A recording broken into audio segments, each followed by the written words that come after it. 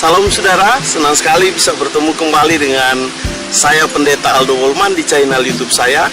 Dan kali ini kita akan membahas sains teologia, Alkitab dari perspektif ilmiah.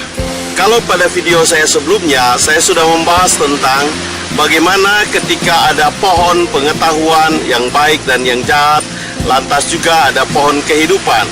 Dan kita sudah mendapat jawaban secara ilmiah bahwa kenapa pohon pengetahuan baik dan jahat dan pohon kehidupan itu ada di dalam tengah-tengah Taman Eden itu. Pada video saya sebelumnya, saya sudah berjanji bahwa akan membahas apa alasan ilmiah ketika Adam dan Hawa itu memakan buah terlarang, dan kenapa sampai semua manusia itu menjadi berdosa. Bukankah yang memakan itu hanya Adam dan Hawa? Apa alasan ilmiahnya sehingga membuat semua manusia itu berdosa?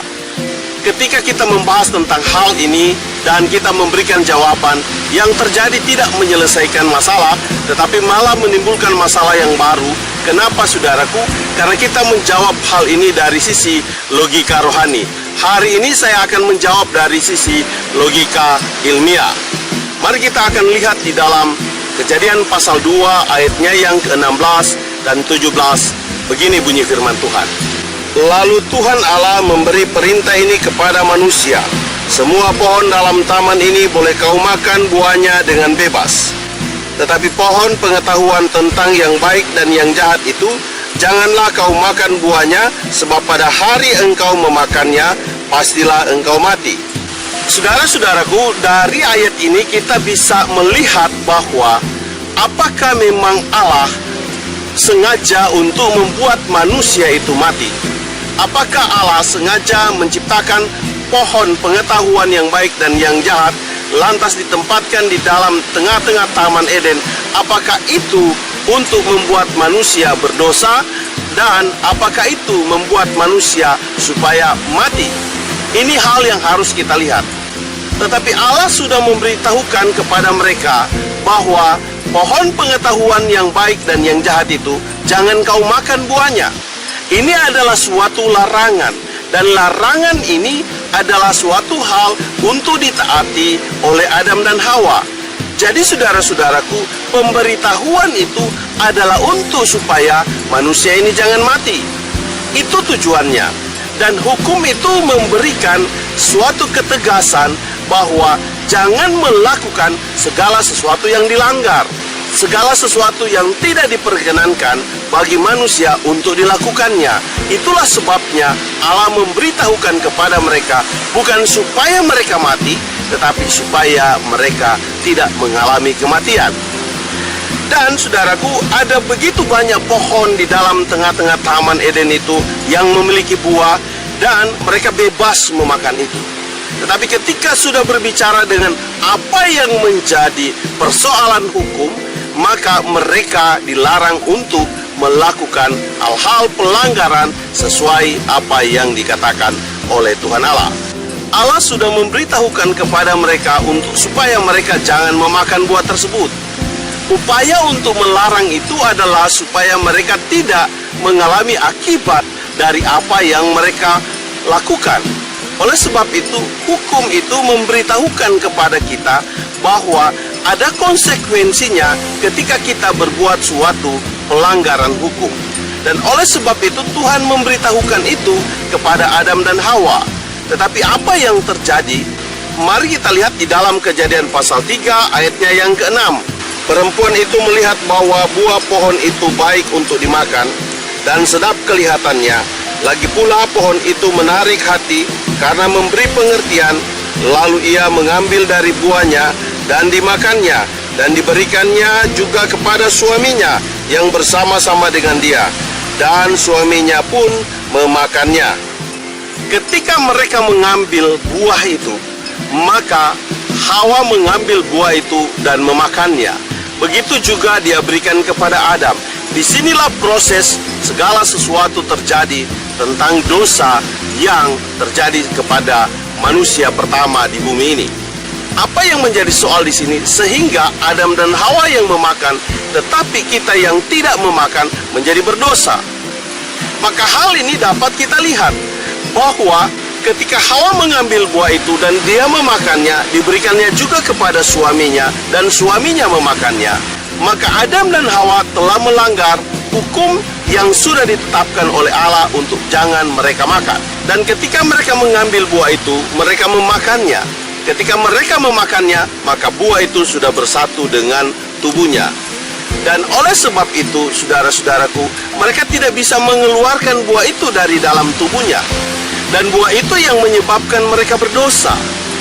Dan karena buah itu yang menyebabkan mereka berdosa, maka kehidupan mereka sudah terkontaminasi dengan dosa.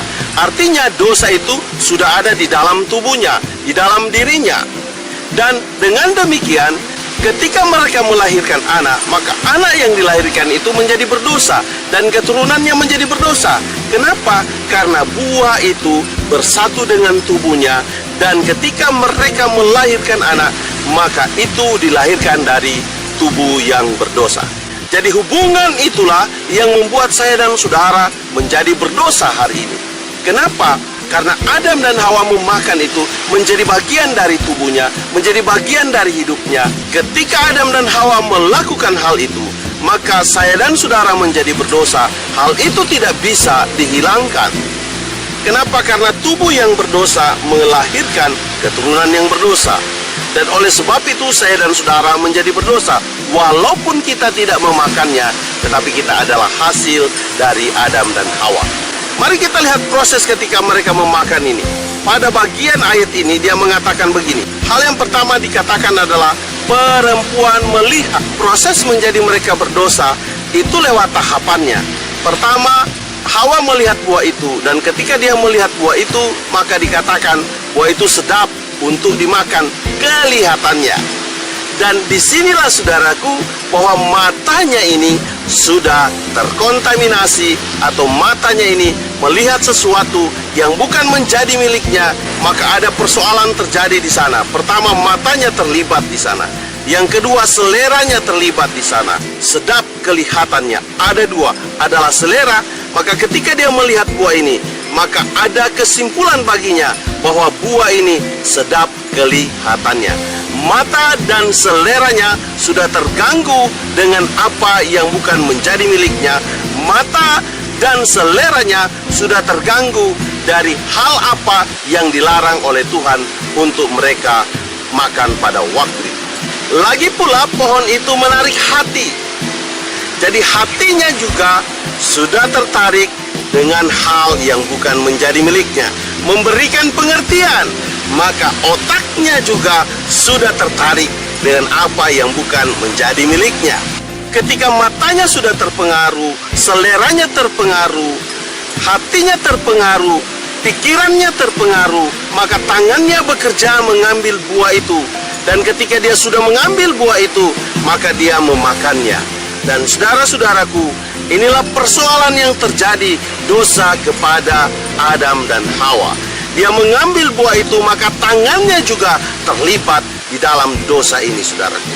Dia mengambil yang bukan menjadi haknya. Dia mengambil yang bukan menjadi miliknya. Dia mengambil sesuatu yang dilarang baginya untuk jangan diambil. Tetapi dia mengambil dan memakannya. Ketika dia memakannya, maka hal itu sudah bersatu dengan tubuhnya.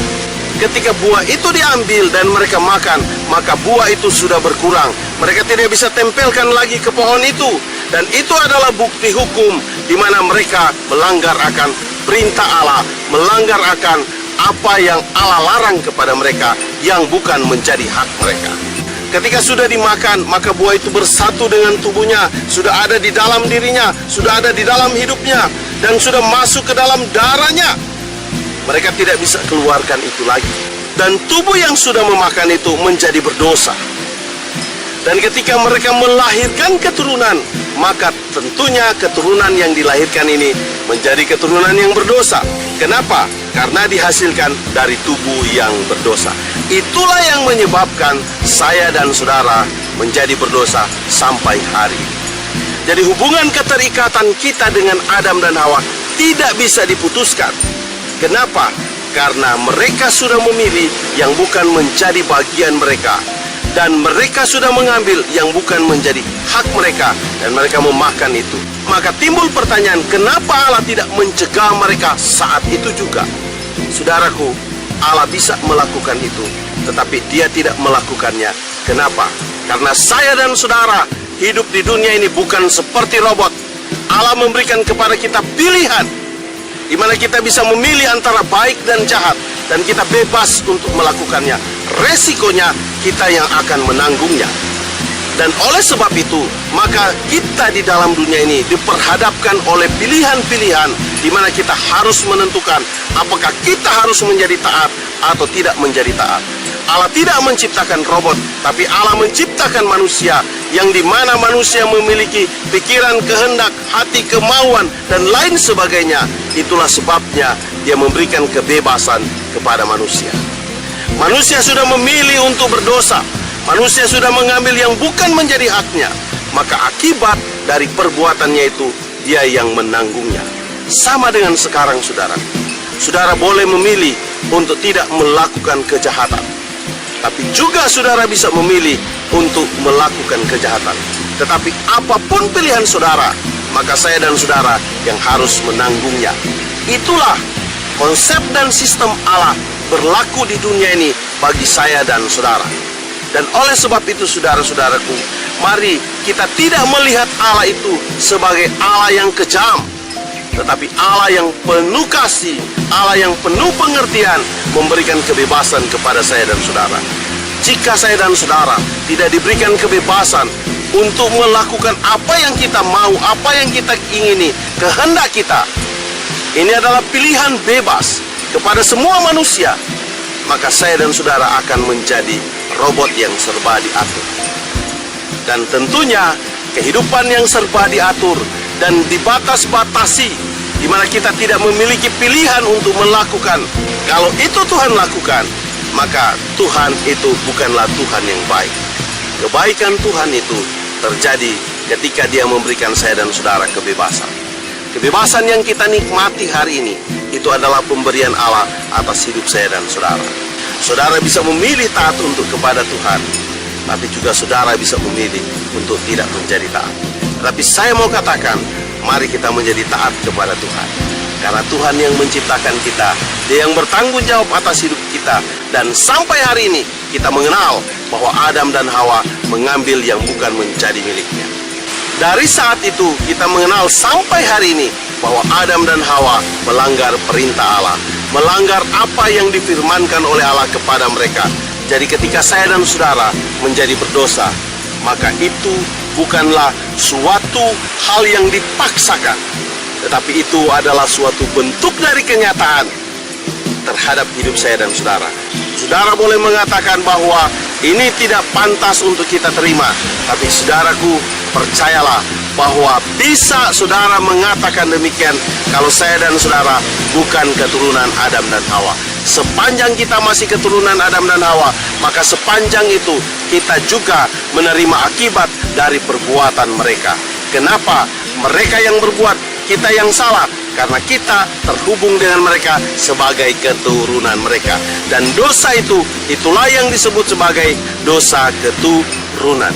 Karena apa yang dihasilkan setelah dari mereka memakan buah itu adalah hasil dari dosa yang sudah mereka lakukan, adalah hasil dari pelanggaran yang sudah mereka lakukan. Suka atau tidak suka, kita menerima akan hal itu sampai hari. Dan Tuhan memberkatimu. Jangan lupa like, share, and subscribe untuk membantu channel ini berkembang lebih besar, agar kita bisa memberkati satu dengan yang lain dan juga saling melengkapi satu sama lain. Tuhan memberkatimu. Saya bawa dalam nama Yesus. Haleluya. Amin.